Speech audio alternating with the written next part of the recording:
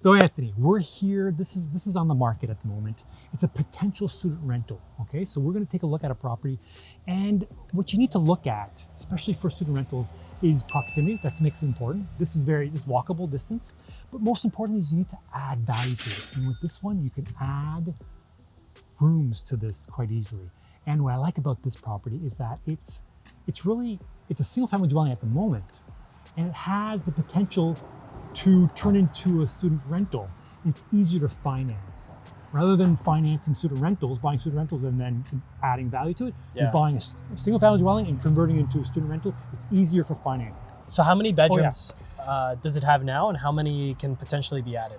Potentially, I'd say there's 3-4 bedrooms right now, and we could be looking at about 7-8.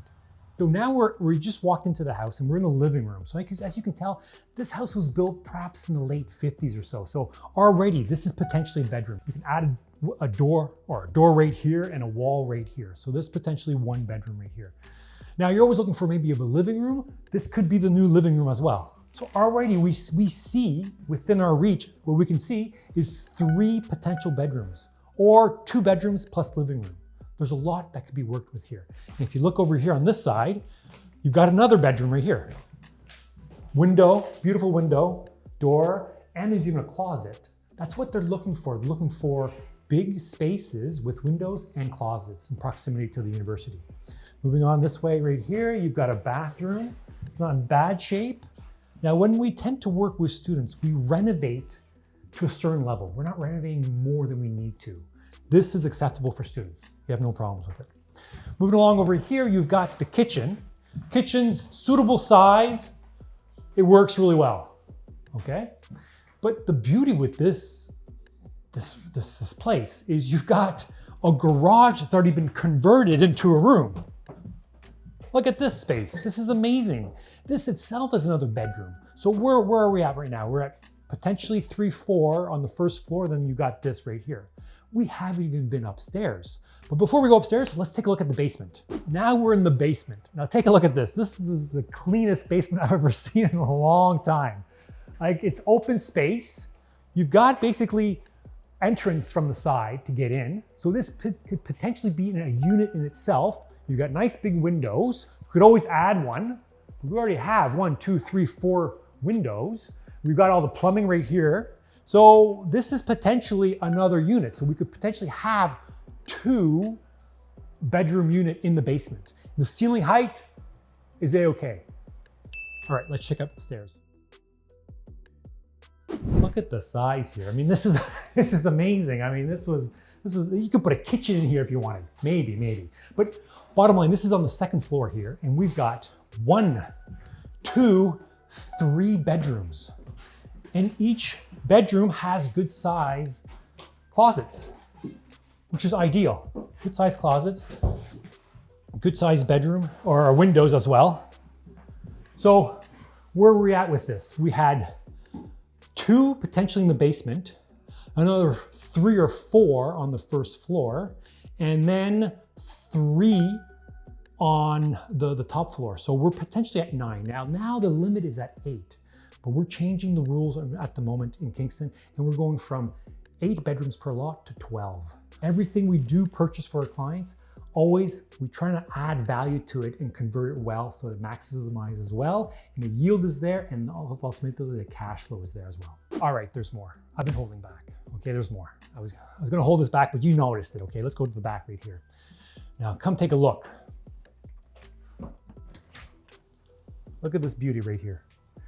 There's your ADU. This garage is 48 by 48 feet and it could potentially be another unit as well. So as I mentioned, we're going from 3 units to 4 units per lot. There's potentially the 4th unit right there already built. And if it's existing, it's easier to work with, and it's easier for the city to allow these types of constructions. At the moment, City of Kingston wants housing. They're part of the Housing Accelerator Fund program, and they want to make things go through. So I feel like we're doing a late night show now here, but the house is kind of ready to rent. We just need to put some walls up on the main, right? Which doesn't cost that much money. It's going to get the income up to about $8,000 a month. That's right. For looking at $1,000 rents, and it's a good location close to the It's a good school. location. The proximity is there so that they can walk from university. That's the key. And they're looking also for big bedrooms where they can have closets as well. That's also important for them. Price is important, but once again, supply and demand is out of whack. And at the moment, they're easily gladly find something for $1,000 per room. Okay. If you furnish it, you can get more. If you're renting it to international students that are here for 4 months, you can definitely get more. The big constructions downtown, they're renting $1,500 per room plus utilities. Wow. That's to international students, or that's to No, that's to like university domestic students. students? Those are the big buildings downtown, which is right by the hub, right by the university and the downtown core. They're planning for $1,500 per room. And what's this house listed at on the market? $769. It's been on the market for way too long. So why hasn't anyone picked it up? Are they not seeing the vision with the student rental?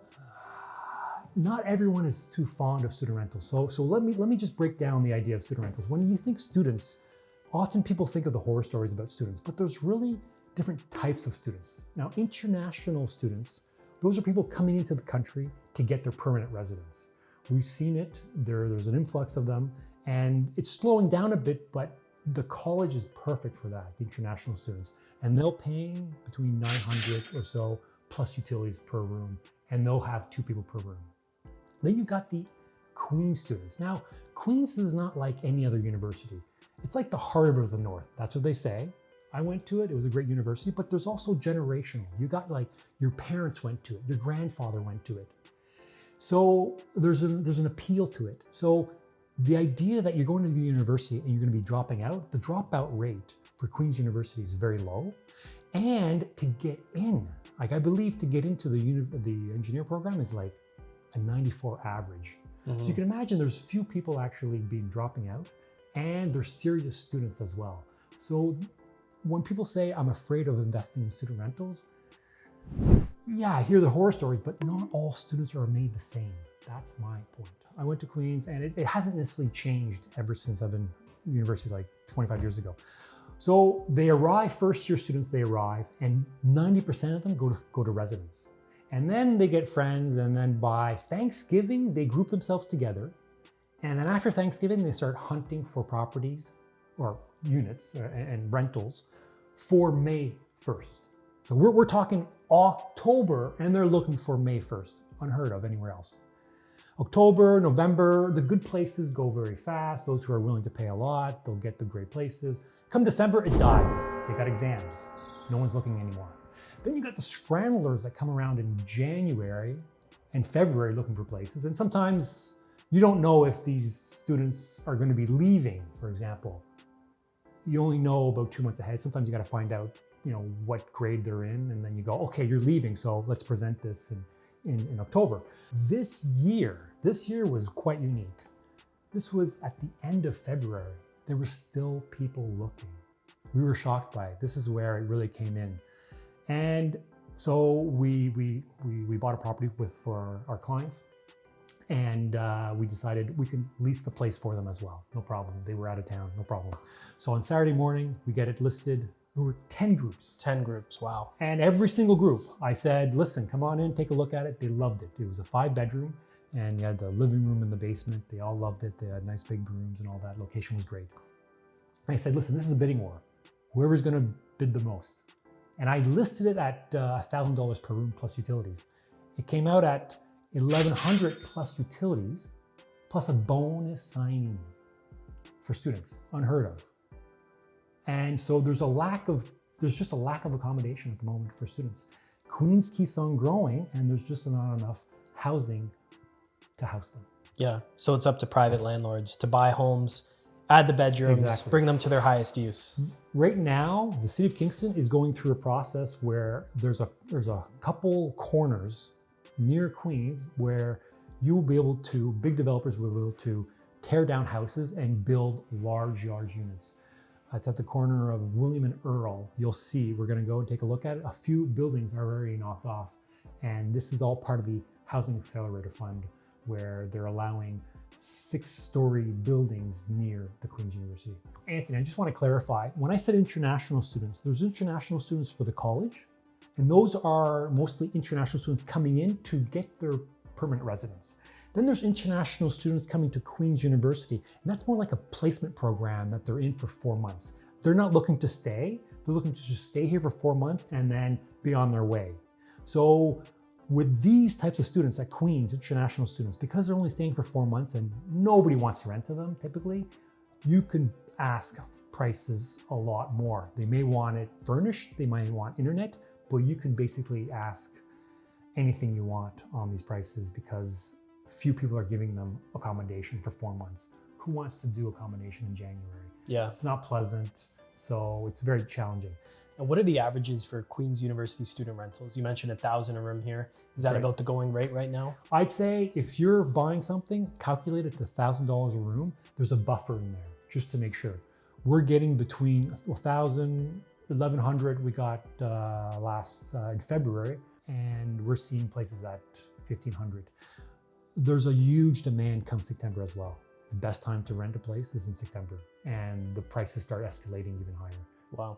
So listed at $769, do you think it's going to sell for about that? No.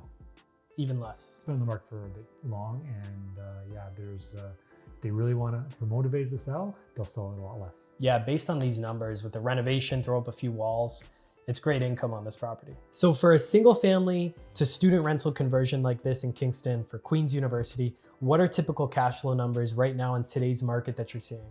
Typically, we're seeing about $900 per month and up to about $1,500. Total cash flow on that property? Total cash flow per property. Okay, and that's at today's rates? Yep. Right, so if rates drop from here, that's pretty good. Okay, so Coach Rene Mass, he's our designated Kingston Guy Rockstar, along with his partner, Stephen Phillips, I think he prefers his full name. So those two guys are our designated Kingston contacts. So if you want to learn more about Kingston, Queen's University student rentals, the numbers on these are absolutely phenomenal.